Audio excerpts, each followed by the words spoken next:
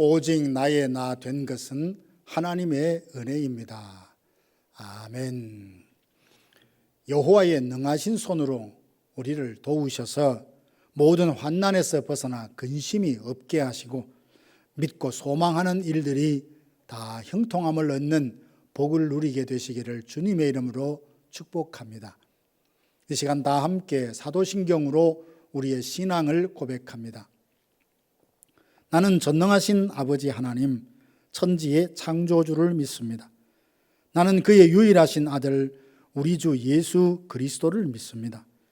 그는 성령으로 잉태되어 동정녀 마리아에게서 나시고 본디오 빌라도에게 고난을 받아 십자가에 못 박혀 죽으시고 장사된 지 사흘 만에 죽은 자 가운데서 다시 살아나셨으며 하늘에 오르시어 전능하신 아버지 하나님 우편에 앉아 계시다가 거기로부터 살아있는 자와 죽은 자를 심판하러 오십니다.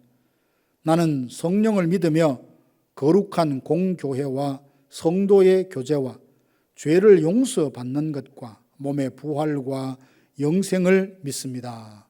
아멘. 하나님의 말씀은 사무엘하 24장 1절 말씀입니다.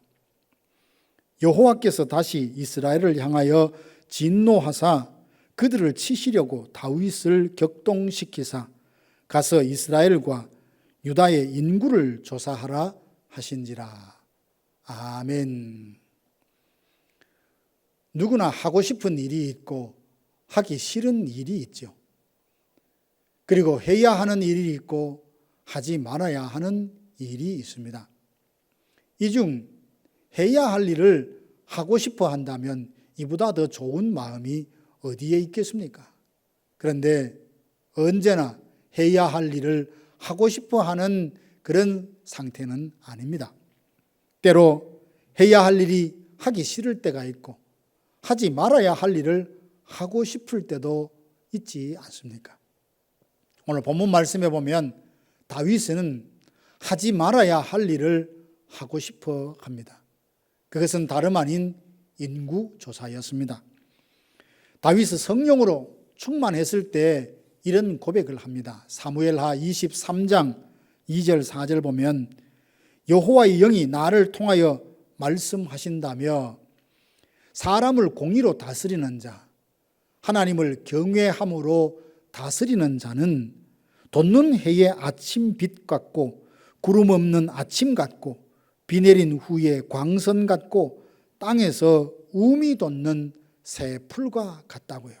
공의롭게 다스리는 자는 그야말로 희망차고 힘이 있고 소망이 가득 차 보입니다. 그런데 다윗은 그의 노년에 이스라엘과 유다의 인구를 조사하려 합니다. 인구를 조사한다는 것은 전쟁에 나갈 군사력이 어느 정도인지 그 규모를 파악한다는 의미를 넘어서서 이스라엘의 군사력을 의지하려는 불신앙에서 비롯된 마음입니다. 이제까지 다윗이 무엇을 의지하며 살아왔습니까? 하나님을 의지하지 않았습니까? 하나님은 전심으로 자기를 의지하고 찾는 자에게 능력을 주신다 하셨는데요. 다윗이 오로지 하나님만 의지하자 들에서 양을 치던 목자를 들어 이스라엘의 주권자로 삼으셨고 어디로 가든지 함께 하심으로 늘 이기게 해 주셨습니다.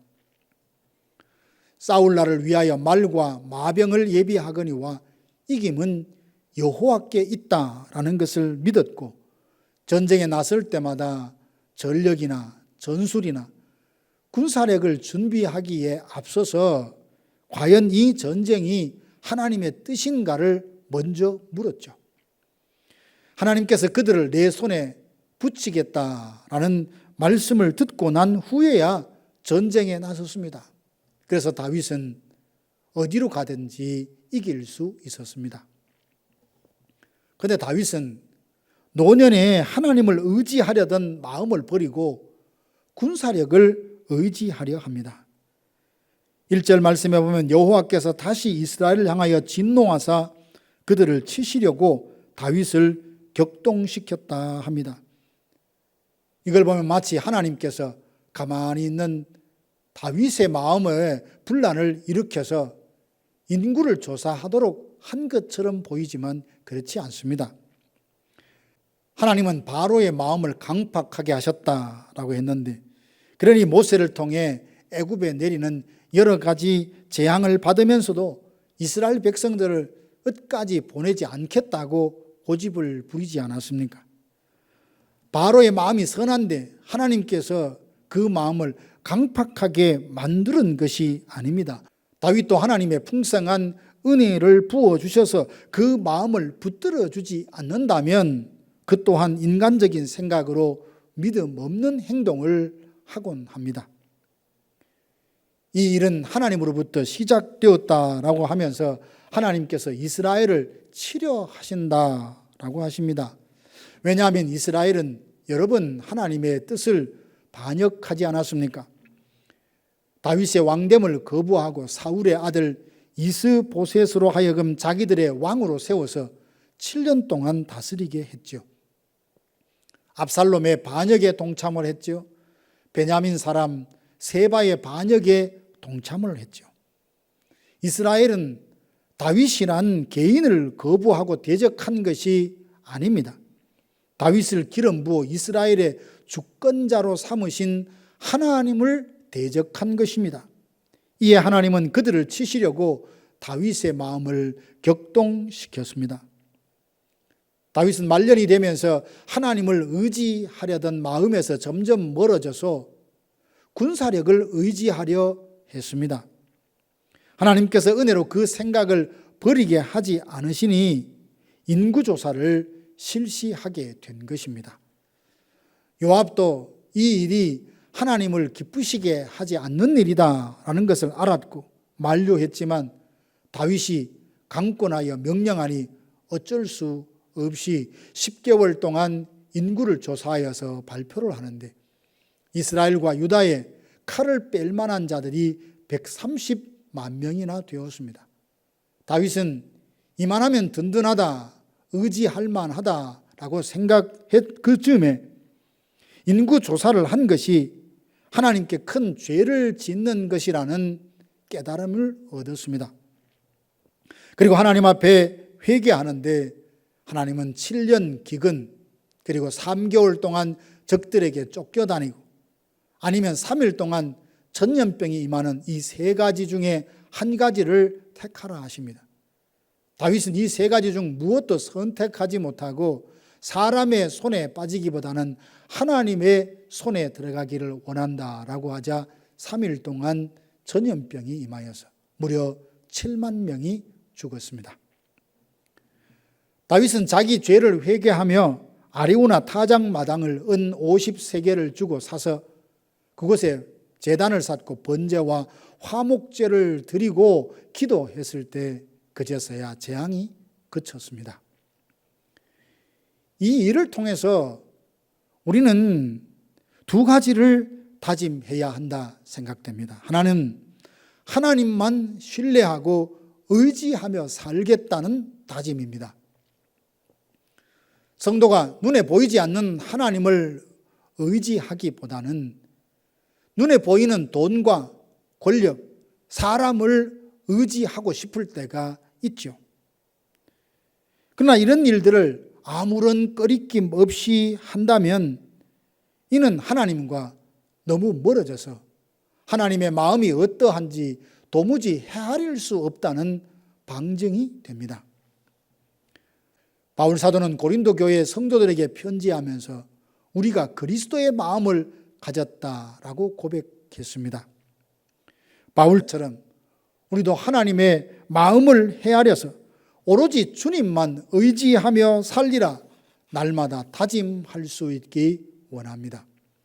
두 번째는 해야 할 일을 하되 자원함과 감사함과 기쁨으로 감당하리라는 다짐이 있길 원합니다.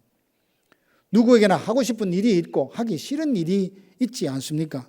그런데 해야 할 일을 하기 싫어한다면 아마 어쩔 수 없이 하거나 그 일을 하면서 원망하고 짜증을 내거나 아니면 이런저런 핑계 삼아 아마 그 일을 하지 않으려 할 것입니다.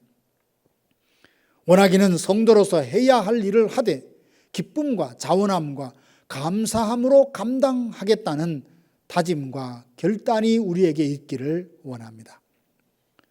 사랑하는 성도 여러분, 다윗은 하나님을 의지하지 않고 군사력을 의지하려 했다가 7만 명이 목숨을 잃었습니다. 하나님께서 우리에게 원하시는 마음은 하나님을 의지하는 단계를 넘어서서 하나님만 의지하는 믿음을 원하십니다. 우리가 이 땅에 사는 날 동안 하나님께서 우리의 마음에 말씀과 은혜와 성령을 충만하게 부어주셔서 해야 할 일을 하되 자원함과 기쁨과 감사하는 마음을 주시고 세상 그 무엇보다도 하나님만을 신뢰하고 의지하여 날마다 하나님의 공급하심과 인도하심을 경험하는 복된 성도들 되시기를 주님의 이름으로 축복합니다. 다 함께 기도하겠습니다. 지금은 우리 구주 예수 그리스도의 은혜와 하나님 아버지의 크고 놀라우신 사랑하심과 성령의 위로교통 충만케 하심이 하나님께서 우리에게 맡겨주신 일들을 기쁨으로 감당할 뿐 아니라 사람과 세상이 아닌 하나님만 의지하며 주를 뒤따르리라 다짐하고 결단하는 사랑하는 성도들 머리 위에 이제로부터 영원토록 함께 있을지어다. 아멘.